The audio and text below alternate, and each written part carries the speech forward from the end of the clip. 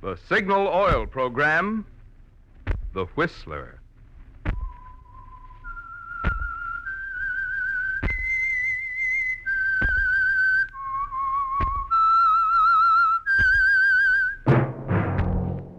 That whistle is your signal for the Signal Oil Program, The Whistler.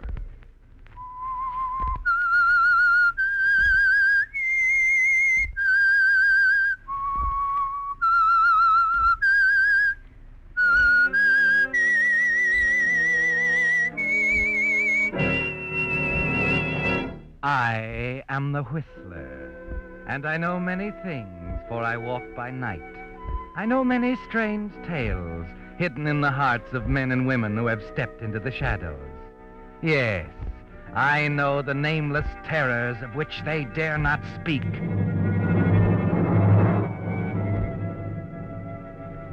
Yes, friends, it's time for the Signal Oil Program, The Whistler, rated by independent research the most popular West Coast program. In gasoline, you know, it takes extra quality to go farther. And Signal is the famous Go Farther gasoline. So look for the Signal Circle sign in yellow and black that identifies Signal service stations from Canada to Mexico. And now the Whistler's strange story. Dear Roger.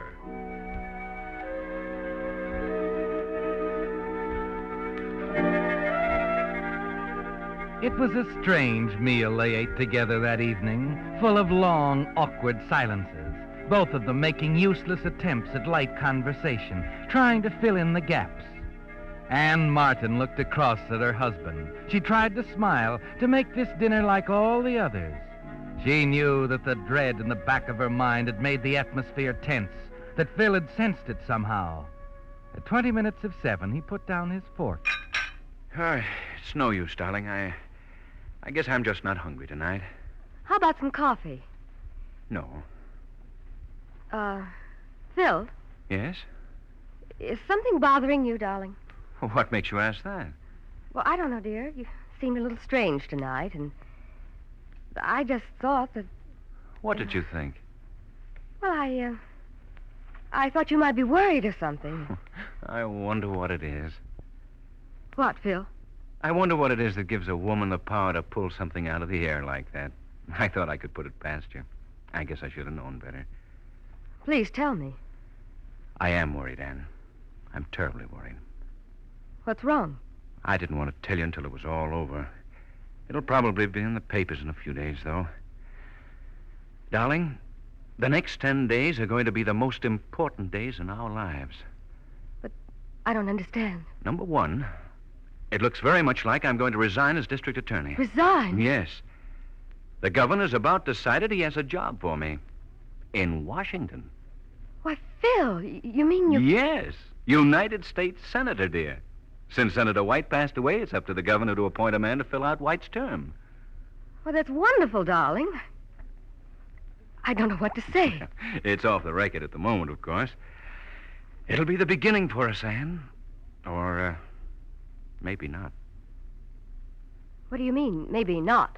Well, there are people who don't want to see me get that appointment, Anne. Why? A lot of reasons. All of them political. Is that why you're worried, Phil? And they've come to me several times now. They've tried to bribe me, buy me off, threaten me. They'll go to any lengths to ruin me unless I refuse to accept that appointment. You see, it's their necks or mine, and they know it. They're powerful, Anne, got influence. If they could find one grain of scandal in my past, or yours for that matter, they'd... What's the matter, Anne? Nothing, Phil, no. Nothing. I told them to go ahead, Anne. I told them to do their darndest. We have nothing to hide, have we? No, Phil. We have nothing to hide.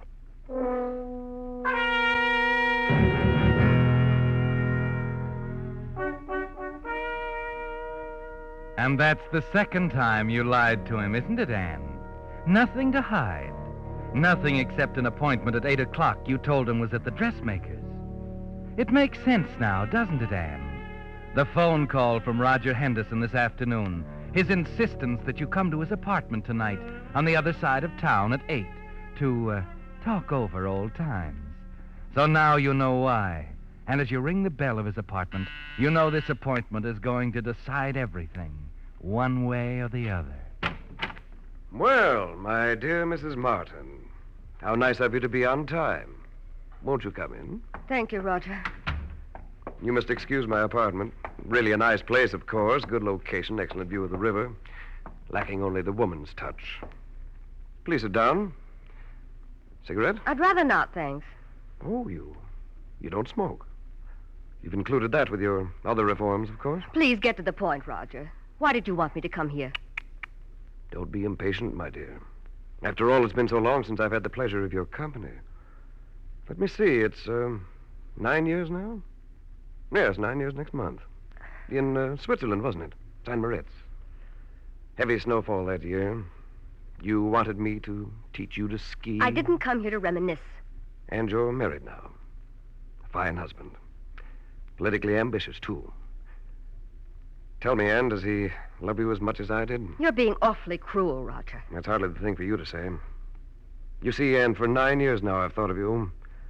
Remembered you as the cruelest woman I ever met in my life. I tried to explain it to you, Roger. You wouldn't listen. I tried to tell you I couldn't marry you. I didn't love you, that's all. It wouldn't have been fair to either of us, don't you see? It was still cruel. But it was just as hard for me. I know how you felt, but it was the only way. You did love me, Anne. You told me. Well, I was young. I didn't know what I was doing. That's not what you said in your letters. The letter? You kept them. Of course I kept them. That's why you called me here, isn't it? Roger, where are those letters? I'm planning another trip abroad, Anne. A rather long trip. I dislike leaving loose ends behind me. You'll return them to me. Let's put it in another way. I'll leave on my trip after I give you the letters. I don't understand. Oh, dear Anne. I did hope you'd grown wiser. You want something for those letters. What is it? You're so businesslike, Anne, dear. Almost as much so as that man who came here this afternoon.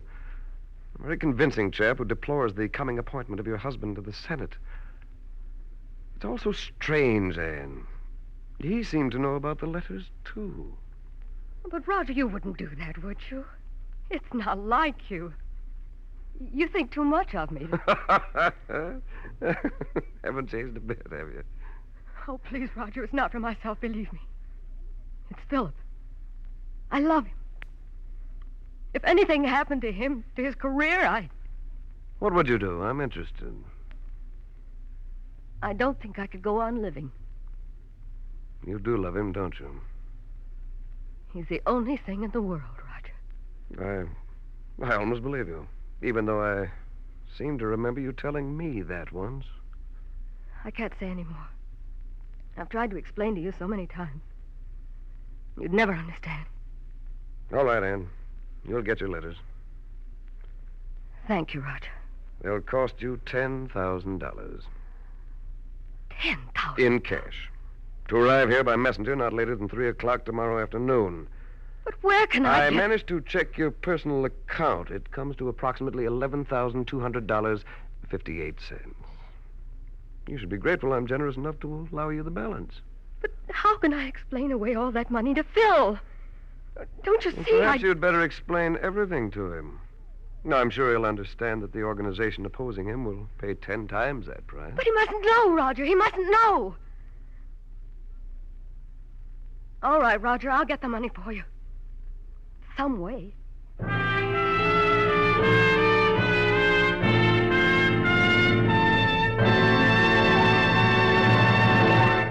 With the prologue of Dear Roger, the Signal Oil Company brings you another strange story by The Whistler.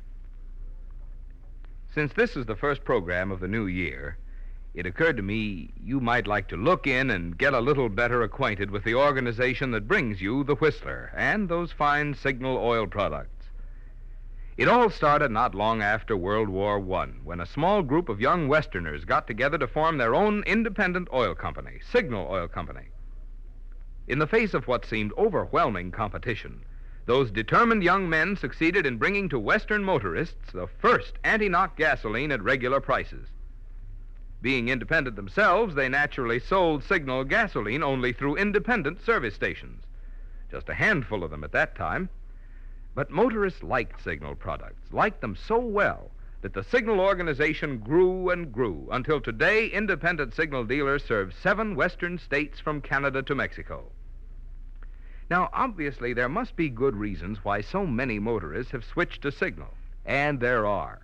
One, at Signal stations you find the tops in gasoline, lubricants, and fine quality automotive accessories, backed by Signal's 16-year tradition of quality. And 2, you enjoy more thorough, more conscientious service, because Signal dealers, being in business for themselves, have more incentive to serve you better. And now, back to the Whistler.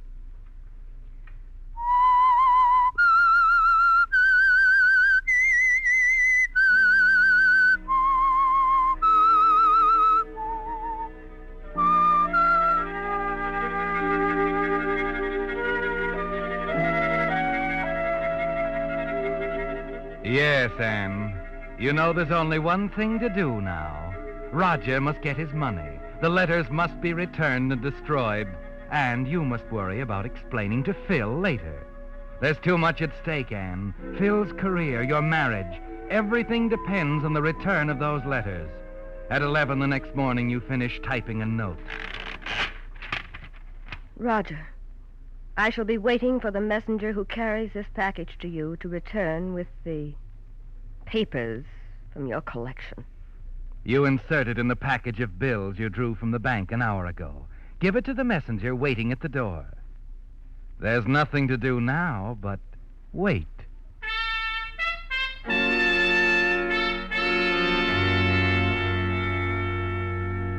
But there's no answer. The messenger doesn't return. At 6 in the evening, the doorbell rings, and you rush to the door to find Phil home early for dinner. By 9 o'clock, you're sure Roger is double-crossing you. That's the one thing he wants more than money, to wreck your marriage. But it's too late in the evening to do anything. You make an excuse to Phil and go to bed.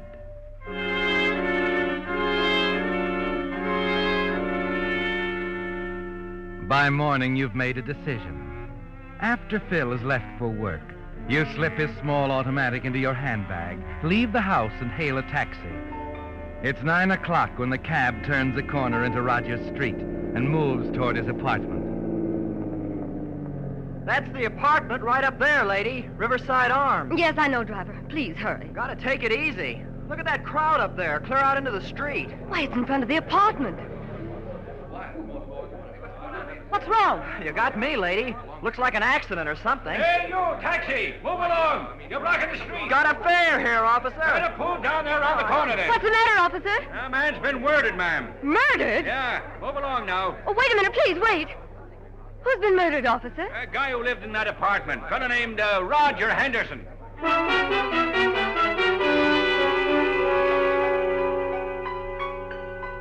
It's almost too much to take, Anne. The strain of yesterday, a sleepless night. Now the single terrible fact that Roger Henderson is dead. That now the letters will come to light. There's a strange dizziness in your head, a half-sick feeling in your stomach. Things begin to fade. The whole world gets dark around the edges. Well, lady, where to now? Hey, where do you want to go to now, lady? If you like, we could go around by way of Park Street or even... Hey, what's the matter, lady? Something wrong? You look kind of pale, like you're gonna pass out. Hey, wait!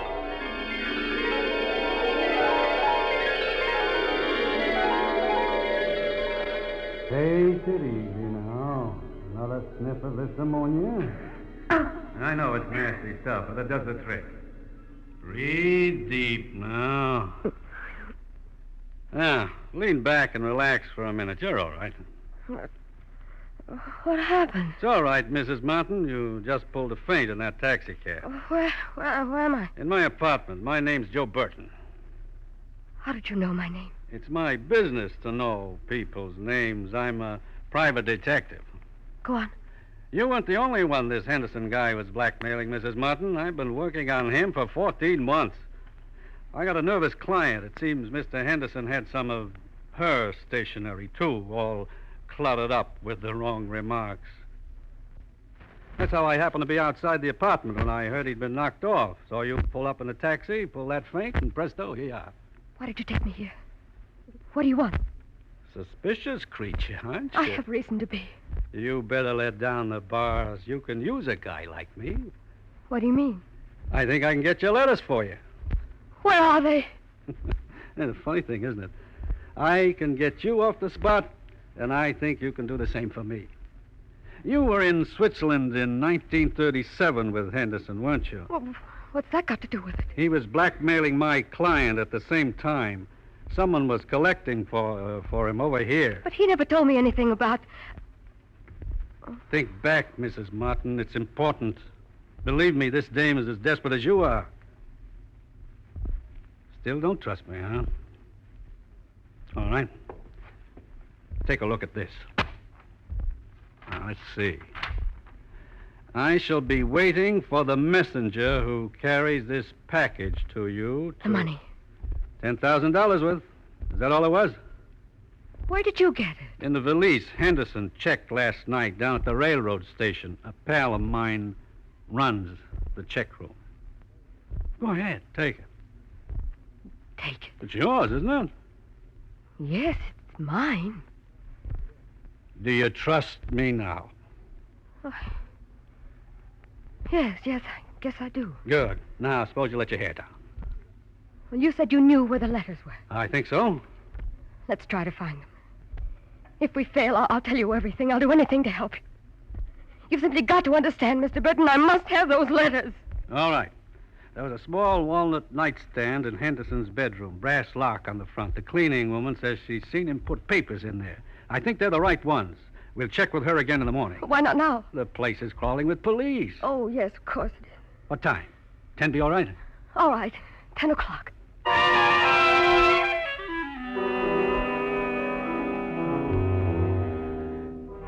Yes, Anne, you've got to trust him. There's no one else to turn to now. You arrive home to find the phone ringing. It's Phil saying he'll be working late.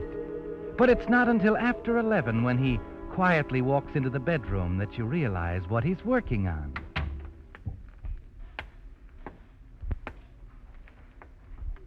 Wake, darling? Yes, Phil. I'm sorry I'm so late. That Henderson murder's thrown the organization into an uproar. Henderson? Yeah, thought you might have seen it in the papers.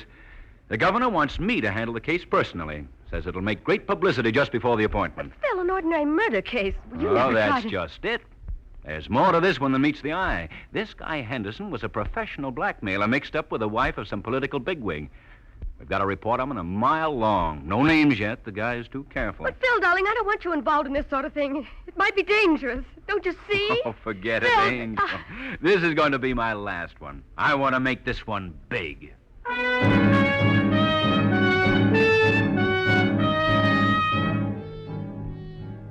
You started to tell him, Anne. Caught yourself just when you felt you couldn't hold it back any longer. Somehow you know you've got to stand it for another day, long enough to give Burton his chance. The next morning, the two of you arrive at the apartment building, wait for an opportunity to slip around through the corridor to the door with a brass nameplate on it. Mrs. Mooner, manager. A tight-lipped individual, Mrs. Mooner, until Burton slips her a $10 bill. Then it seems she can't say enough. Mr. Burton, I do the cleaning up there occasionally, and I'd remember a nightstand if there was one. I know it was there, Mrs. Moon, a black walnut with red plastic knobs. Wait a minute. It was on the side of the bed toward the door. Oh, but that wasn't a nightstand. That was a liquor cabinet. He kept it locked all the time. The leg was loose. Mr. Henderson always told me to be careful of it, and... And what? Well, a repairman came around to the door just yesterday. I remembered the cabinet. You gave it to him? Yes. He took it to his shop. I've got the address right here.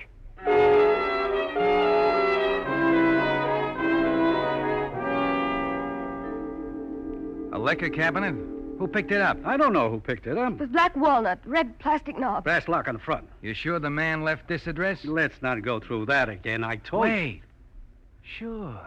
Sure, that's what it is. Red done it again. The guy had red hair, didn't he? I don't know what color hair he had. I fired him last week. He's been going around town picking up furniture and selling it. Where can I find him? Just a minute, I'll write it down.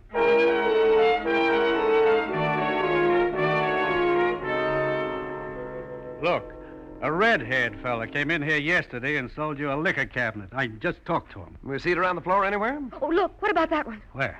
Right over there, next to the sofa. See? Ah, now we're getting somewhere. Come on. I'm awfully sorry that one's not for sale. Why not? Well, it's locked, and we've got to get a key man here to open it. It needs some repairs. I'll worry about that. Give me that paper knife, Mrs. Munn. Oh, here you are. Now, Wait a second. You can't do that. I'm paying for it, pal. Now. Empty. Yeah. I guess he was one jump ahead of us. Well, how much for it, pal? $20. Okay, here you are. Thank you. Well, aren't you going to take it along? I'll send for it later. Well, What do we do now? I guess we go back to my apartment. Talk for a while. Start all over again.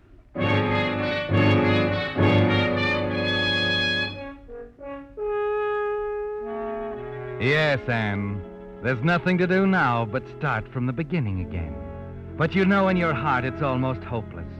That somewhere someone has those letters and plans to use them against you.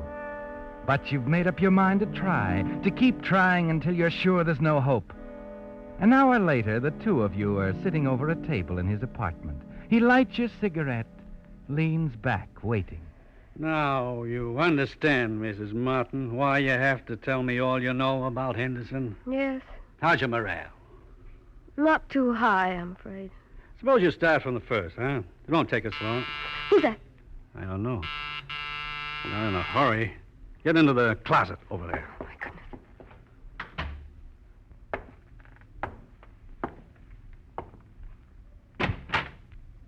Hello, Burton. Well, Mr. Martin. Hello, D.A. Mind if I come in? I'm a little busy. It's important.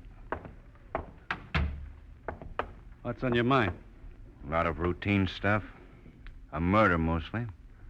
Fellow named Roger Henderson. Know anything about it? No, why? I think you do. I think you killed him night before last at 11 o'clock. Funny, I'd swear I was with a guy named Joe Rocca at the time. So did he. Until we broke him down. He spilled it. Right from the beginning. Put up your hands, Burton. Ah. A 38. The boys in the laboratory will be interested in this. You back on the homicide detail, D.A.? Not on this one, I am. I was interested the minute I found out you are hired by the mob that's after my neck. They offered you $100,000, didn't they, Burton? You seem to know everything. Why don't you answer that one? We can do an awful lot of close guessing. Henderson was in the middle somewhere, wasn't he? Some woman he was putting the bite on, a package of letters you were after on the night you killed him. You made a mistake, though, Burton. The woman had nothing to do with me. I never saw her in my life. You can tell her to come out of that closet now. What makes you think... Cigarette with lipstick in the ashtray there, still burning. And another thing, unless I'm mistaken, the table here. Yeah, dictaphone. Recording machine in the next room, eh? You still say she isn't here? Why don't you take a look? All right. I will.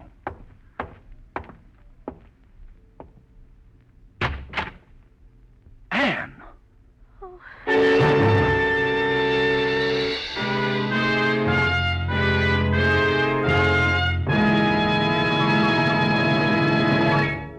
The Whistler will return in just a moment with a strange ending to tonight's story. Did you hear that? Just another New Year's resolution being broken. But there's one I hope you won't break, and that's the one we made on last week's Whistler. To try, just try Signal gasoline in your car. Because seriously, friends, there are real advantages for the driver who powers his car with Signal. Not only because Signal is the famous Go Farther gasoline, But now that the government has removed its limitations on the amount of lead used in gasoline, the quality of today's Signal is at an all-time high. You see, it's this extra quality, the extra efficiency today's Signal gasoline gets from your motor that gives you those quick starts, fast pickups, and smooth knock-free power.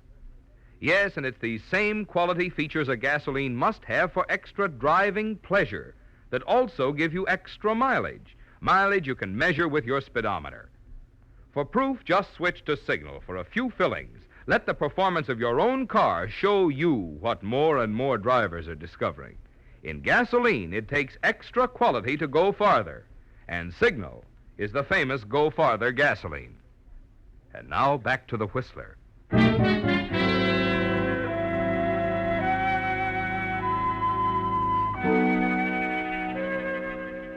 You move like an automaton for the next hour, Anne. Too confused and frightened to think clearly. Following Phil's instructions to leave the building by the side entrance, take a taxi home and meet him there. It's only after you arrive home and relax quietly for a while in a chair by the fireplace that your mind stops spinning. You close your eyes and try to forget everything.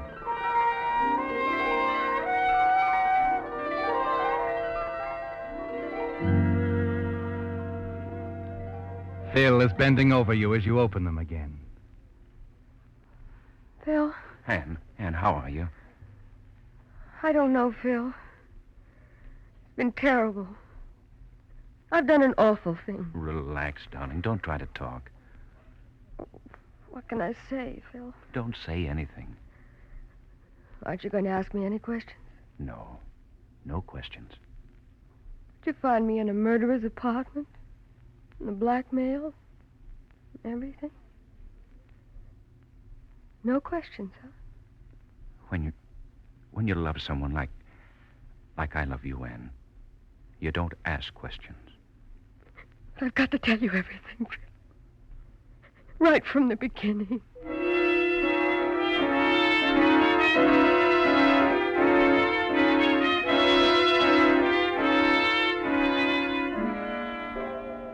That's it, eh? Yes, that's it. I was only trying to protect you, darling.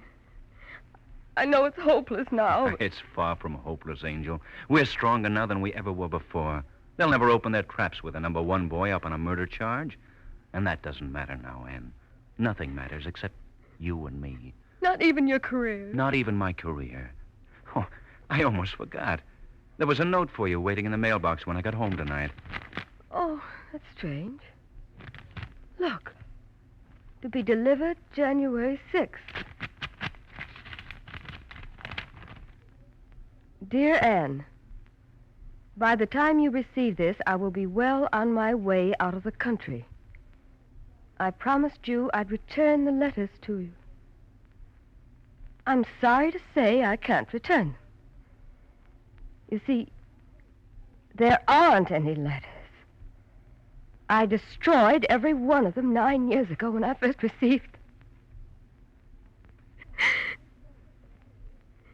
Have fun with your charming husband, Anne. It's such a short lifetime, isn't it? Signed, Roger Henderson.